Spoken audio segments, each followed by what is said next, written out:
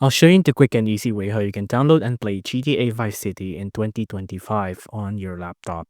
So from your browser here, first off, you want to go to Steam, right? Now on Steam, just search up Steam and then you'll see this page called Welcome to Steam. Now on Welcome to Steam, click on Install Steam.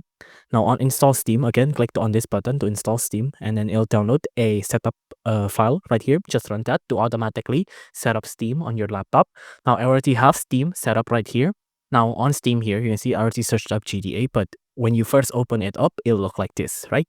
Now, once here, just go to the search bar and you want to search up GTA.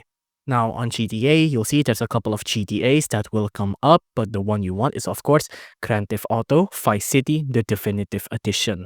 Now, if you're looking into the more original version, the original version is I think is on the PlayStation 2, but unfortunately on Steam, the only one that's available is the remake or the remaster called the Definitive Edition with extra shader, retextured, but some of it is AI if I remember correctly. So you do have to buy a bundle to get only the GTA Vice City one. You can see you have to buy the trilogy, so you'll get Grand Theft Auto 3, Vice City, and also San Andreas. I think, yeah, there it is, San Andreas, and you can buy it for around this price, which is I think at dollars is around $50.